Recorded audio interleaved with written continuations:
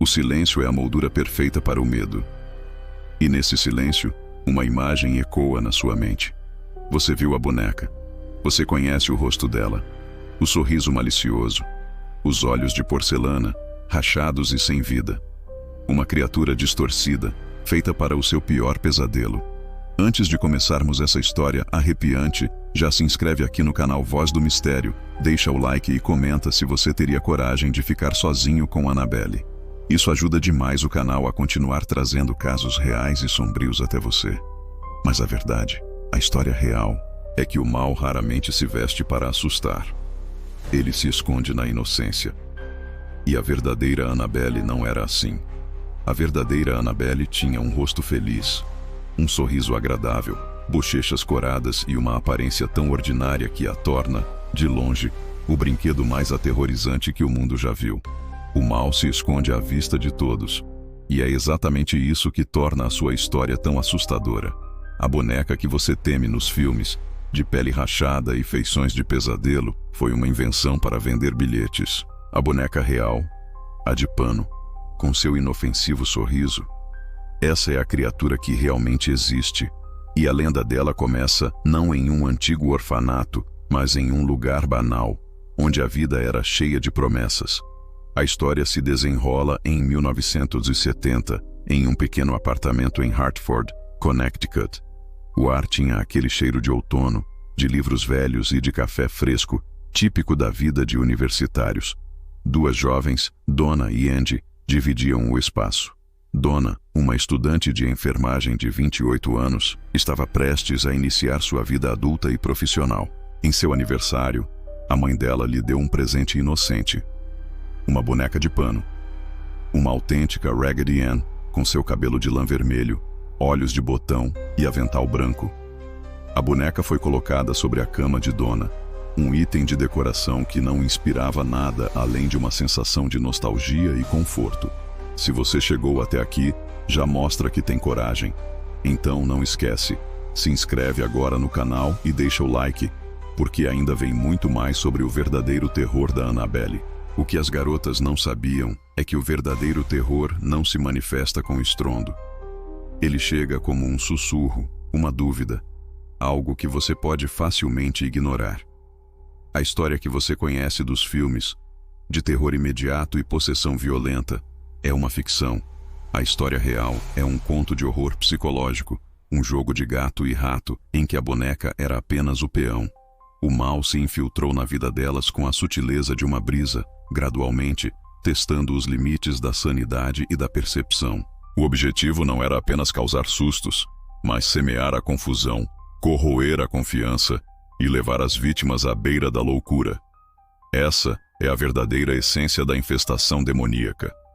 Os primeiros sinais eram fáceis de descartar. Movimentos pequenos, quase imperceptíveis. Donna colocava a boneca em uma cadeira e voltava a encontrá-la com as pernas cruzadas ou os braços dobrados. Depois, a coisa se intensificou. Ela deixava Annabelle na sala de estar e a encontrava de volta no quarto, com a porta fechada, quando chegava em casa. A princípio, as duas riam e se culpavam, achando que uma delas a tinha movido e esquecido. Mas a desculpa se desfez quando a boneca começou a aparecer em cômodos diferentes e inesperados, desafiando toda a lógica. O auge dessa fase de tormento veio com uma nova e assustadora manifestação. As garotas começaram a encontrar bilhetes misteriosos pela casa, escritos em papel de pergaminho que elas juravam não ter. A caligrafia infantil, como se fosse de uma criança pequena, trazia mensagens simples, mas perturbadoras. Ajude-nos e ajude Lou. Lou era um amigo de Donna e Angie, e o fato de a boneca estar ciente da presença dele foi o que as fez buscar ajuda. As garotas perceberam que o que estava acontecendo não era uma brincadeira, mas sim uma presença que estava manipulando o objeto e que tinha uma intenção definida. A entidade por trás da boneca estava gradualmente aumentando seu poder e sua comunicação, usando o medo para ganhar uma espécie de reconhecimento e, finalmente, a permissão para entrar. Se você também sente esse arrepio, imagina quantos outros segredos obscuros estão por aí. Então ativa o sino das notificações e comenta aqui embaixo se você acredita ou não nessas manifestações.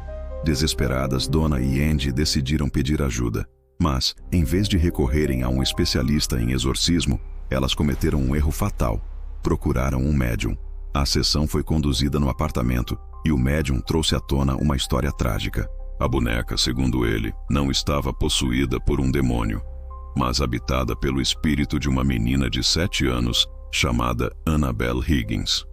Ele contou que a menina havia morrido no terreno onde o apartamento delas foi construído, e agora ela se sentia à vontade com a bondade e a compaixão de Donna e Andy. A garota, supostamente, apenas queria ser amada e ficar com elas. Movidas por uma profunda compaixão, as jovens enfermeiras cometeram o ato que selaria o destino delas. Deram permissão ao espírito de Annabelle Higgins para morar na boneca. Essa permissão foi a brecha que a entidade demoníaca estava esperando. Como os Warrens explicariam mais tarde, espíritos de humanos não possuem objetos, eles assombram lugares. O que estava operando no apartamento não era uma menina, mas um espírito desumano, um demônio, que se aproveitou da vulnerabilidade emocional e da compaixão das garotas para se disfarçar e conseguir uma autorização para se instalar. A história não é sobre um brinquedo amaldiçoado, mas sobre como a bondade pode ser usada como uma arma. A farsa do espírito benevolente durou pouco. Lou, o amigo de Donna e Andy, sempre teve uma desconfiança instintiva da boneca. Em várias ocasiões, ele pediu a Donna que se livrasse dela, alertando-a de que algo maligno se escondia por trás de seu rosto feliz. A atitude cética de Lou o tornou um alvo. Certa noite ele estava no apartamento com Andy, e eles ouviram um barulho estranho vindo do quarto de Donna. Lou, corajoso, foi investigar, e ao entrar no quarto, encontrou Annabelle caída no chão. Ele não viu ninguém, mas sentiu uma presença maligna se aproximando dele antes de ser atacado. Uma dor lancinante tomou seu peito. Quando olhou para baixo, viu 3 longas marcas de garras, como se um animal o tivesse arranhado, rasgando sua pele e tirando sangue. Esse ataque, físico e brutal, foi a prova de que a entidade não era um espírito infantil e gentil. A violência era a manifestação da verdadeira natureza do mal que estava se instalando no apartamento. O objetivo do demônio, revelado pelos Warrens mais tarde, não era causar sustos com a boneca, mas possuir um hospedeiro humano. Lou, o cético, foi o primeiro a ser atacado fisicamente porque ele representava a principal ameaça à entidade. O único que pedia para que a boneca fosse destruída e o plano fosse desfeito. Após o ataque a Lou, o medo superou a compaixão. Donna e Andy não tinham mais dúvidas sobre a natureza do que estava no apartamento. Elas, então, contactaram um padre católico, que por sua vez alertou os renomados investigadores paranormais Ed e Lorraine Warren. A chegada dos Warrens marcou o ponto de virada na história. Eles rapidamente descartaram a ideia do médium.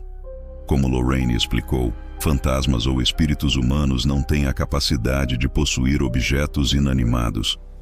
Eles se apegam a lugares, enquanto os demônios são especialistas em manipular objetos para um único fim: a possessão humana. O casal de demonologistas concluiu que a boneca não estava possuída. Ela era um canal, um cavalo de Troia. A entidade demoníaca estava usando a boneca como um fantoche para criar a ilusão de um assombro, ganhando a confiança e a permissão das garotas, com o objetivo final de tomar a alma de Donna. A narrativa foi redefinida. O problema não era a boneca, mas a entidade que a usava, um caçador astuto que se alimentava de emoções e vulnerabilidade. Depois de um exorcismo no apartamento para purificar o local, a boneca foi levada pelos Warrens para o seu museu, na esperança de que sua influência maligna fosse contida. E agora eu quero saber, você acredita nos Warrens? Ou acha que tudo isso foi invenção? Deixa aqui nos comentários a sua opinião e marca um amigo que teria coragem de ver a Annabelle de perto.